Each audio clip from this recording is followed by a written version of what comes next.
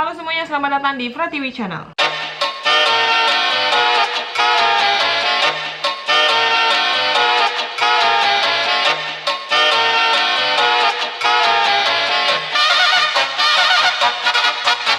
Hari ini saya akan mereview sebuah franchise untuk film laga antar galaksi yang paling melegenda sepanjang masa. Dan sampai saat ini usia dari franchise ini sudah memasuki usia ke-40 tahun, telah menemani penggemar setianya di seluruh dunia. Dan siapa lagi kalau bukan the one and only Star Wars.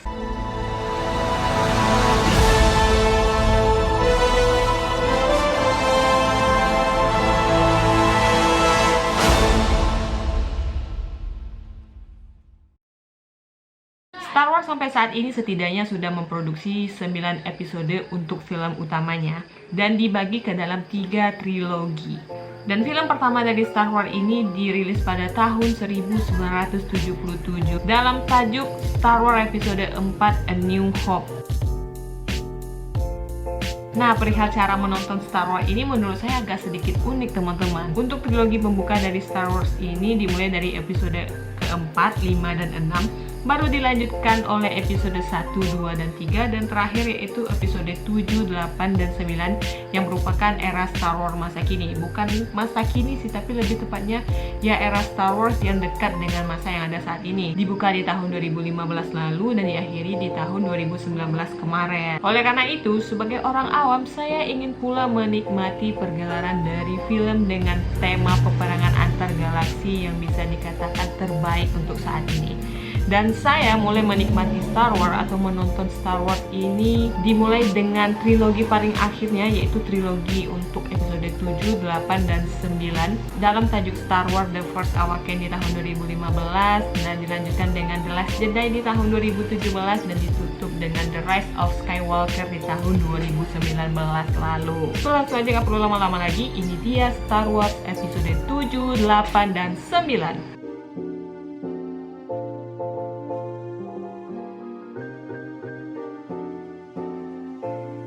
Cerita dimulai dengan proses pencarian Luke Skywalker yang telah menghilang selama 30 tahun pasca peperangan yang telah menghancurkan Death Star. Poe Dameron memiliki peta yang bisa digunakan untuk menuntunnya ke Luke Skywalker. Namun sayang, serangan First Order yang juga menginginkan peta tersebut membuat BB-8 yang selaku pemegang dari peta itu harus terlempar jauh dan ditemukan oleh seorang gadis yang bernama Rey yang dalam keseharian untuk menyambung hidup mencari barang-barang bekas untuk dibarter dengan makanan, yang melibatkan dia secara tak sengaja ikut dalam medan perang para resisten untuk menghadapi First Order.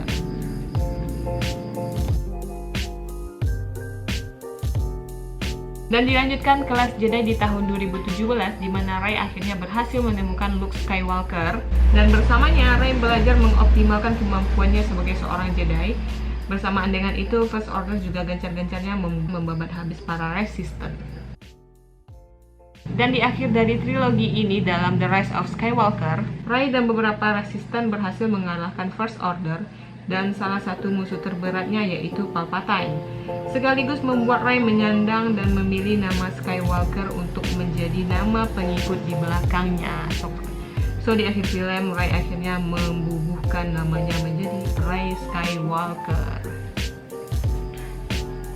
Menonton trilogi Star Wars ini, saya berangkat dengan ketidaktahuan saya mengenai segala halnya tentang Star Wars ini. Saya pun memulainya untuk Star Wars The Last Jedi yang merupakan sequel dari The Force Awakens yang merupakan film kedua dari trilogi ini. Yang mungkin secara teori itu bakalan memusingkan saya terhadap film ini. Tapi walaupun demikian, nyatanya saya masih bisa memaklumi dan memahami tipikal-tipikal arah dan kemananya dari film Star Wars ini. Karena sebegitu baiknya di Last Jedi ini mereka menciptakan beberapa alur-alur yang tidak membuat bingung penonton baru kayak saya ini. Ya, walaupun akhirnya saya harus mencari tahu beberapa istilah-istilah yang dipakai dalam film ini, seperti Jedi itu apa, Luke Skywalker itu siapa, dan The Force ini kekuatannya seperti apa, seperti itu.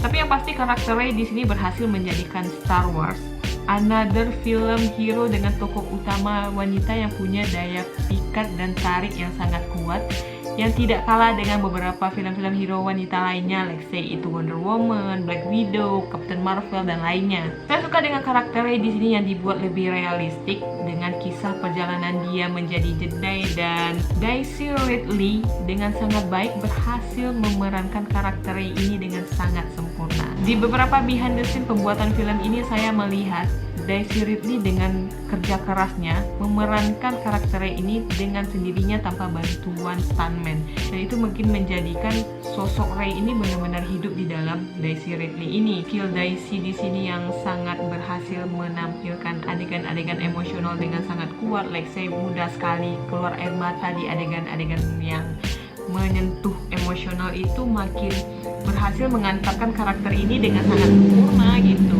Dan satu hal yang saya tangkap dari trilogi ini adalah mereka selalu mengikutkan beberapa karakter-karakter penting di film-film sebelumnya, sehingga beberapa karakter-karakter pendahulunya ini bisa dijadikan ajang untuk reunian dengan para penggemar Star Wars yang udah lama ngikutin gitu ya, walaupun dengan usia yang udah lanjut gitu kan. Ada Han Solo di Force Awakens, ada Luke Skywalker di Last of Jedi, dan terakhir ada Lando di Rise of Skywalker.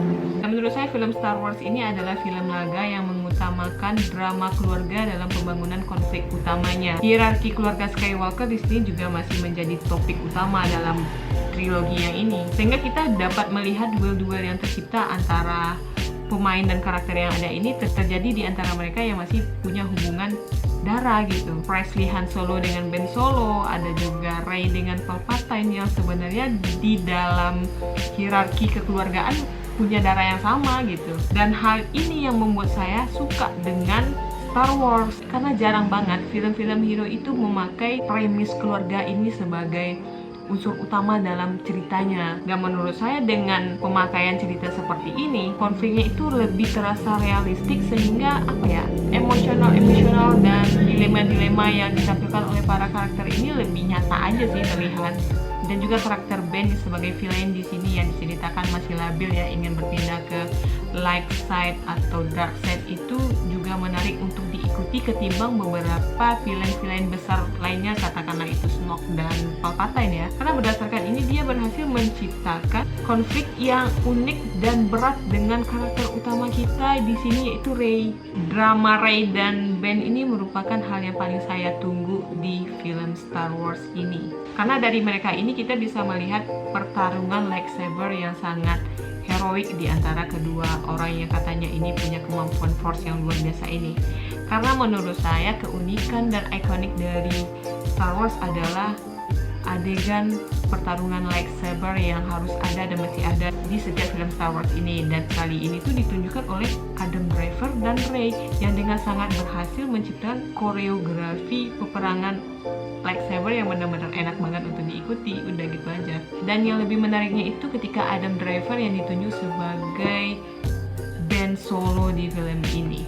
Well executed. Kas gondrongnya dia itu berhasil mengantarkan karakter villain yang dark ini, ditambah lagi dengan kostum-kostum hitam yang dia pakai, makin membuat kita melted dengan villain satu ini. Dia ragu mau masuk ke dark side atau light side, kita yang penonton juga jadi ragu mau benci atau malah membela dia gitu. Dan dari departemen teknik Star Wars benar-benar juara. Gelaran adegan aksi lewat visual duel galaksi itu benar-benar memanjakan mata banget, dan diiringi dengan scoring yang luar biasa mewah menjadikan beberapa scene dari adegan itu terasa sangat istimewa. Cast dan karakter pendukung di sini pun juga berhasil memberikan porsi yang cukup.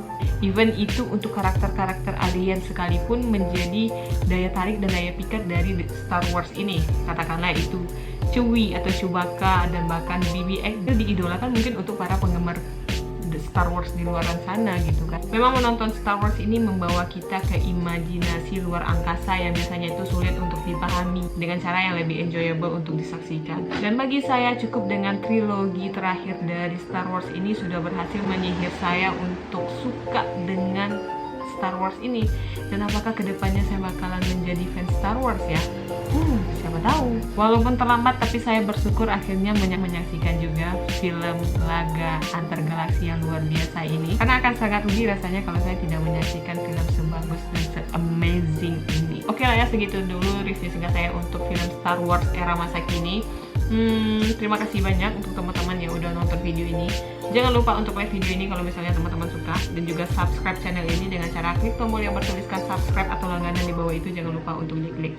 So I think enough for today. Thank you so much for watching this video. Once again, I said to you, don't forget to subscribe, and I'll see you guys in the next video. Bye bye.